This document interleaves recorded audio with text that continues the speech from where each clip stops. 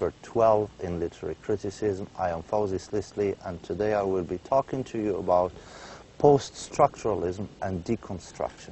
Post-structuralism and deconstruction. Sometimes they are called postmodernism. All these three terms, post-structuralism, postmodernism, or deconstruction, usually refer to the same type of theories, the same type of critics.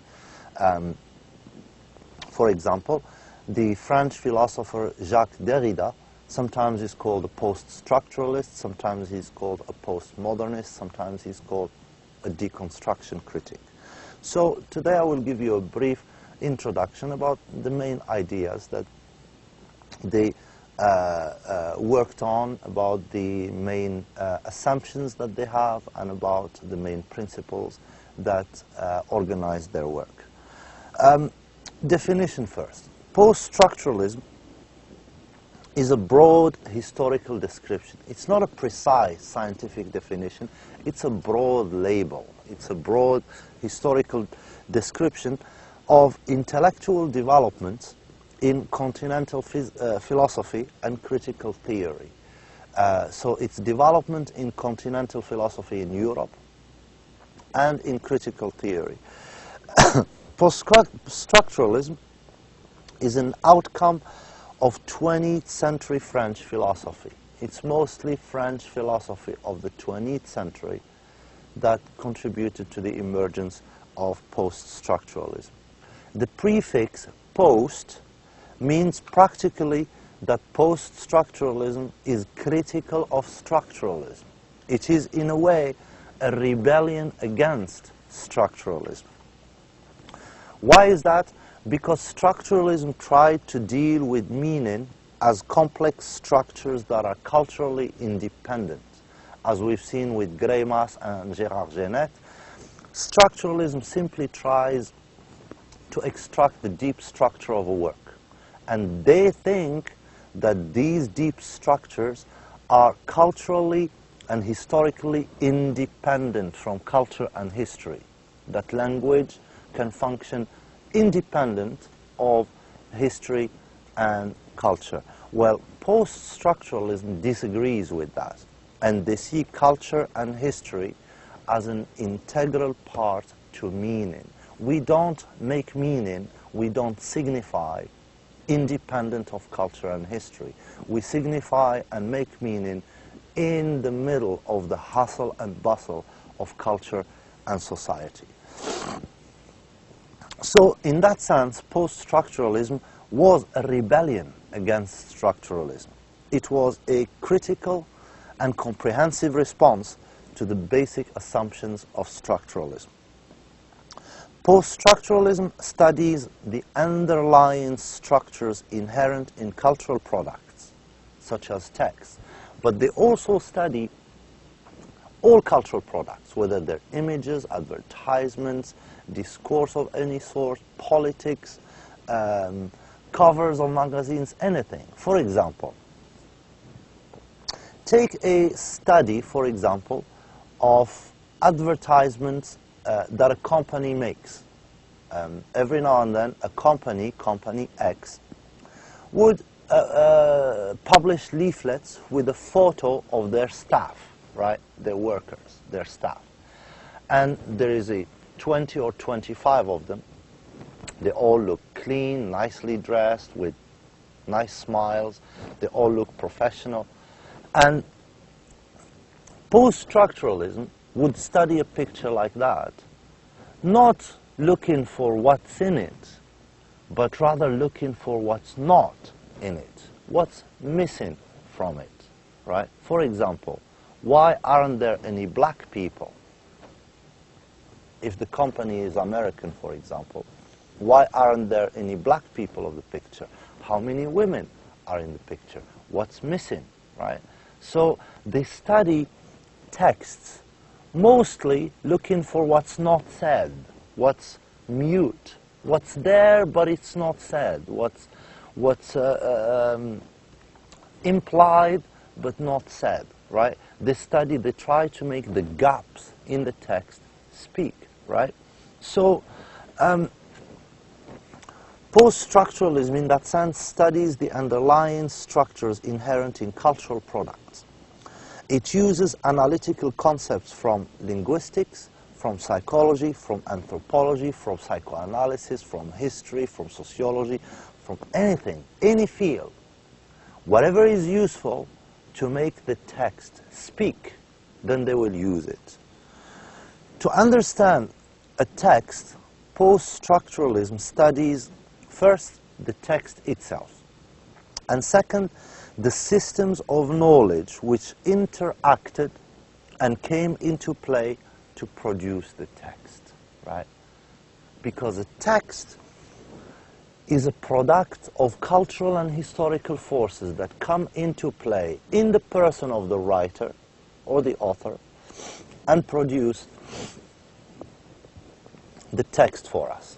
Well, for the post-structuralists, it's not the author that's important, but it's the cultural, historical, political forces that came into play and interacted and produced through the author this text.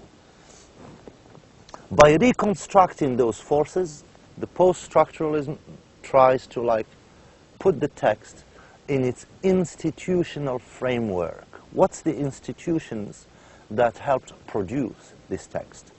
Post-structuralism, in that sense, is a study of how knowledge is produced. How is knowledge produced? An analysis of the social, cultural, and historical systems that interact with each other to produce a specific cultural product. For example, a text of literature, for example, or a specific set of images, or a type, a style of painting, or a style of architecture. What institutional forces interact and come into play to produce this cultural form? Post-structuralism has a few basic assumptions. For example, the concept of the self, like we've seen with the concept of the author, there are some concepts that we assume, we think they're so natural and so undisputable, like the concept of the self. We think it's easy, it's simple, it doesn't need any explanation. Well, for post-structuralists, the concept of the self is not easy and it's not simple. It's not even coherent. There is no such thing as a coherent self for them. The self is a complex interaction. It's, first of all, a fictional product, an illusion. The self, what we call the self, can only manifest itself through language, through representation, right? Without language, who can prove their existence? You can prove your existence through speech, through symbols, through documents. You have a passport, you have a driver's license, you have, who are you? And someone asks you, who are you? You say, I am, and you give a linguistic definition. Someone says, well, how do I know you are a teacher in this school? What do? You get a document. So the self is a product of language. It's a construct. It's a product of representation and construct and language. And in that sense, it's a fiction. It's a narrative. It's an illusion. This is from a post-structuralist perspective. The same thing for the concept of the individual. For post-structuralism, it is not a coherent and whole entity. The individual is a mass of conflicting tensions, plus what they call knowledge claims. Knowledge claims is basically the age of a person, their gender, their class, their profession, and so on. These are their knowledge claims, right? So the individual is a complex entity. It's a mass of conflicting tensions plus knowledge claims. To properly study a text, the reader must understand how the work is related to his own personal concept of self, right? How do I, as a reader, how am I conditioned to read the text in specific ways? For example, I pay attention to the author, who he is, where he comes from. I look for authorial intentions. I try to explain the genius of the author. I pay attention to this type of actions. I don't pay attention to this type of language, to this type of the... So the reader must understand, for post-structuralism, must understand how the work is related to his own personal concept of self, right? And how the various concepts of self that form in the text come about and interact. The same thing for the text. The text has characters and representations of selves, right? Multiple selves. And those selves are not coherent wholes, but they are also a mass of tensions, plus knowledge claims, contradictions, conflicts, and so on. Also, post-structuralism is very strong about self-perception. Post-structuralism requires a critical attitude to one's assumptions, right? Limitations and general knowledge claims, right? A critic is not somebody who is sitting in, thin air. A critic doesn't come out of nowhere. A critic comes from a nation, from a race, from a class, from a specific profession. And in that sense, the critic will bring with him or her their own assumptions, maybe their own prejudices, maybe their own.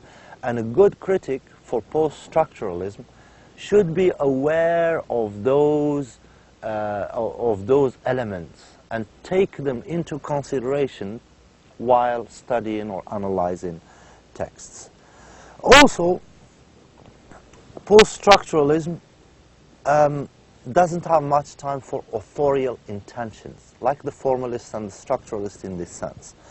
The meaning that the author intends to transmit in a piece of literature is secondary to the meaning that the reader can generate from the text. Because if you are an author and you write a novel and you say, I want to transmit this message, well, that message is inside you as a bunch of signs, right?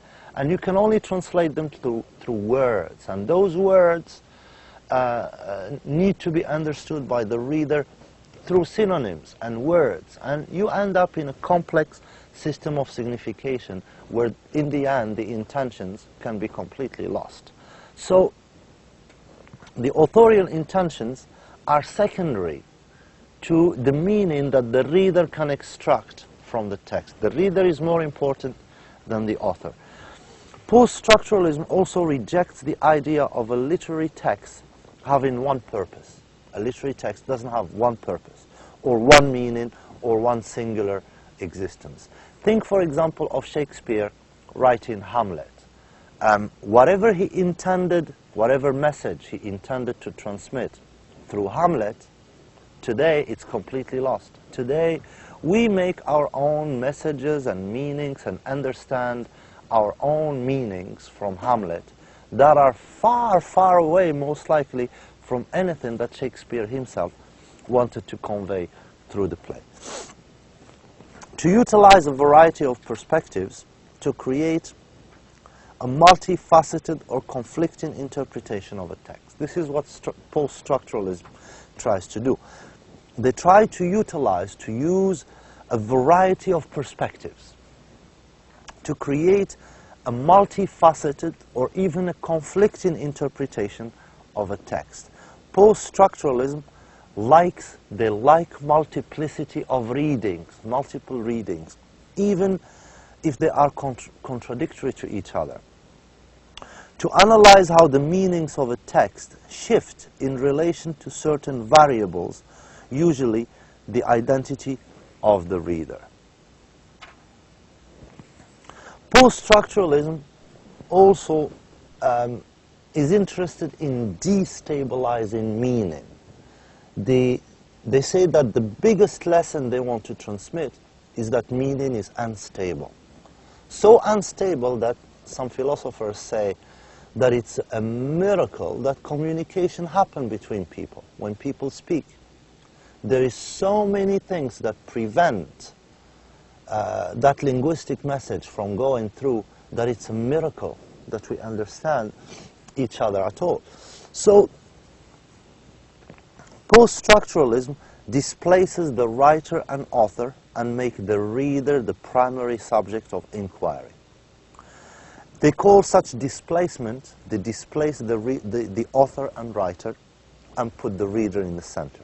They call this the destabilizing or the decentering.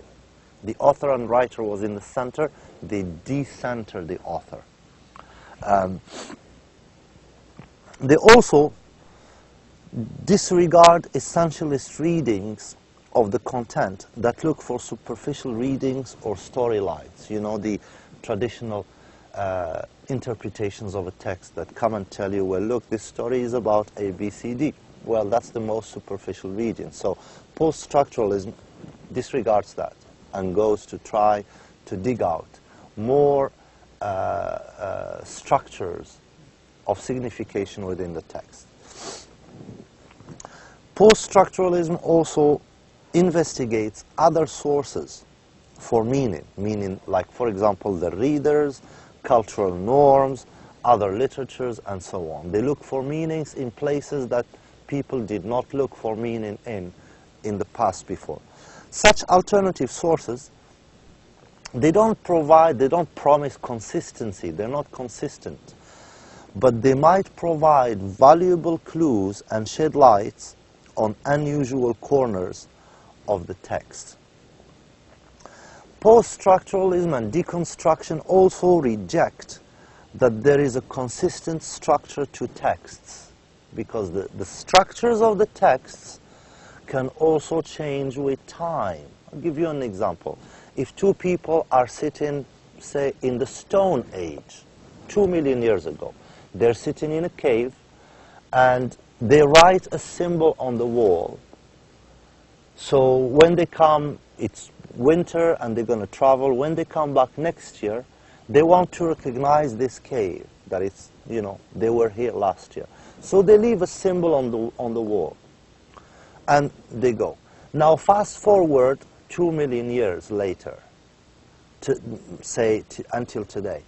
Some scientists go to this mountain and discover this cave and see the sign that those people wrote 2 million years ago. Do you think that sign will stop signifying? It will not. The scientist will study it and try to extract some meaning in it. So the structures of meaning in a text themselves change with time, with history, with culture, with context, and so on. The same text means different things from one era to another, from one person to another.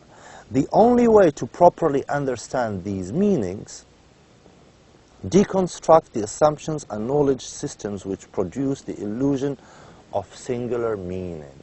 So deconstruct the assumptions and the knowledge systems that produce the illusion of a single meaning. Traditional criticism gives us the illusion that a text has a single meaning. Post-structuralism and deconstruction try to destroy that. And once you destroy that illusion that there is a single meaning, we discover multiplicity of meanings. That's essentially the work of post-structuralism. These are some basic ideas and assumptions that post-structuralism has been holding and diffusing and discussing for the last 30 years. Inshallah, we will have a chance to look more closely at some of their thinkers, maybe Jacques Derrida in the next session, and I hope this will be useful to you. And with this we come to the end of this session. Wassalamu alaikum wa rahmatullahi wa ta'ala wa barakatuh. عندك 12 في 12